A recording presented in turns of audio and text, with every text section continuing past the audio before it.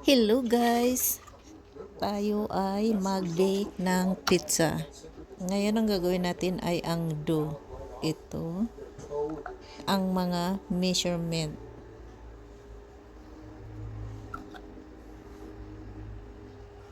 So mayroon tayo ditong 1/4 cup olive oil. Tapos ayan, i-ano na natin, i-mix na natin lahat yan. Tsaka natin i-add ang flour. Double O ang gamit namin sa pizza guys kasi best siya ng sa texture ng pizza. Ayan. So special ang flour na ginamit namin dyan.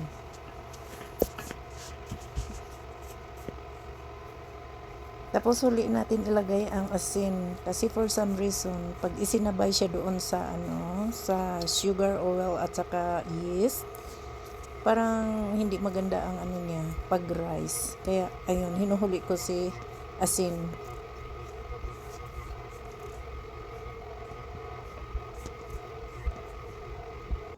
Tapos ayan, tapos na, i-rice na natin siya ng 1 oras. Bang hinihintay natin ang ating dough. 1 hour ang doon guys, 1 hour ang rising. So meron tayo dito fresh na onions. Hiniwa ko na siya ng pino para hindi ko na siya ilagay sa food processor. Tingnan natin.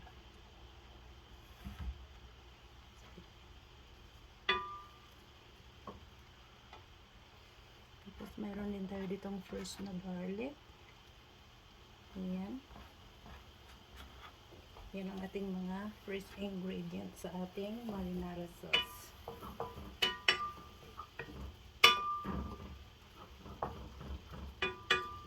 Mahina ang ating apoy.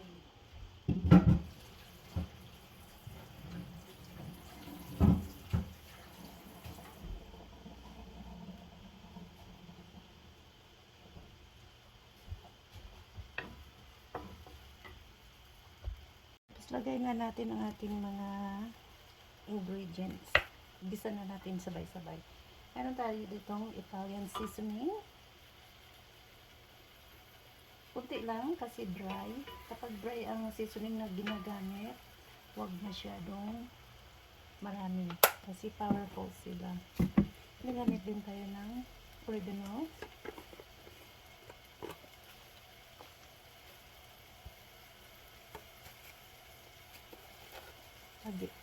Kunti lang din kasi dry siya.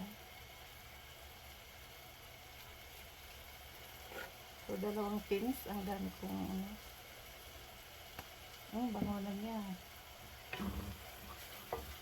Kaya gumamit tayo ng first na garlic at saka onions. Hindi na tayo gagamit ng dry.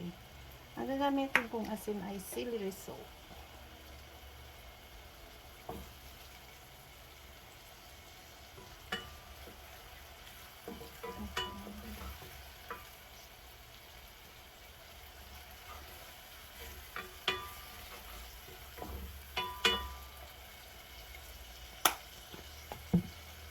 I think I need more Italian seasoning.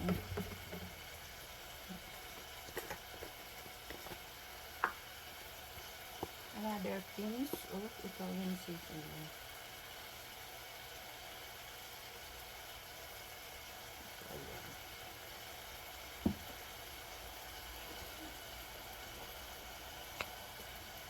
Mix lang natin ng mabuti.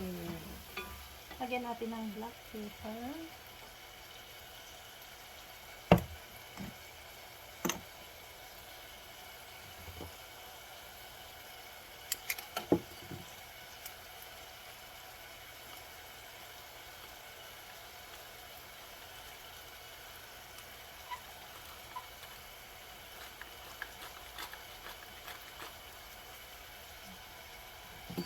Tapos, bango na. Tapos, lagyan na natin ang ating tomato sauce.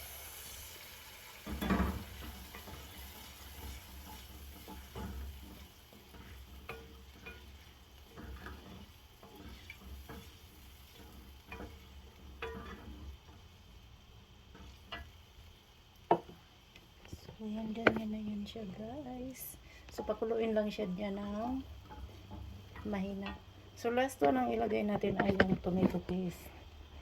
Kaya natin siya nilalagyan ng tomato paste kasi ang pizza sauce kailangan ng ano siya, kailangan niya ng medyo malapot. So, ayan, about 2 tablespoon. Pwede na yan. Ayaw din naman natin ng masyadong malapot. Kagaya ng ginagamit natin sa mga pasta at saka sa spaghetti, hindi siya malapot. Kailangan natin yun na matubig.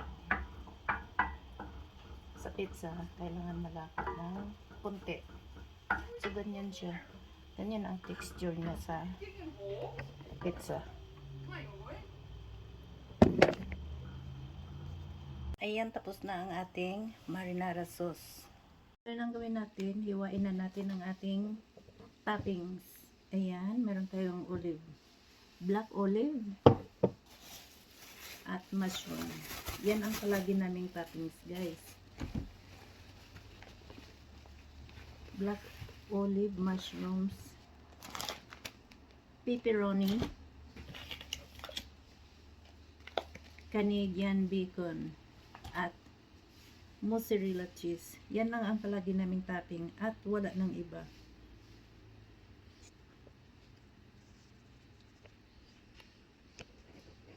So, ayan. So, ako ay maghiwa na. Mamaya, papakita ko sa inyo ang pag-asimbo. So, ito na ang ating dough. Ayan. Ilagay ko na siya dito. Hindi ko na pinakita ang pag-flat niya. Alam nyo na yun.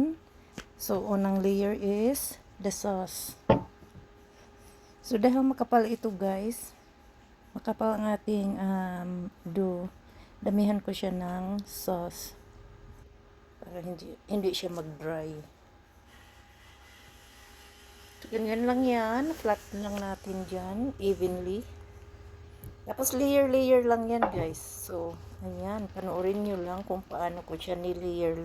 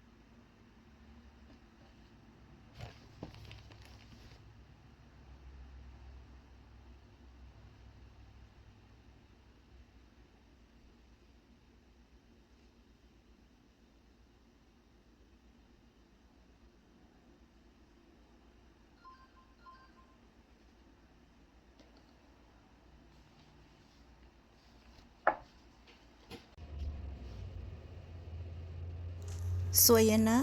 Ready to bake na ang ating pizza.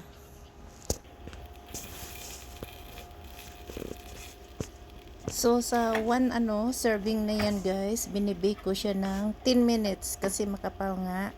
Di ba makapal ang ating dough. So, 10 minutes at 450 degrees.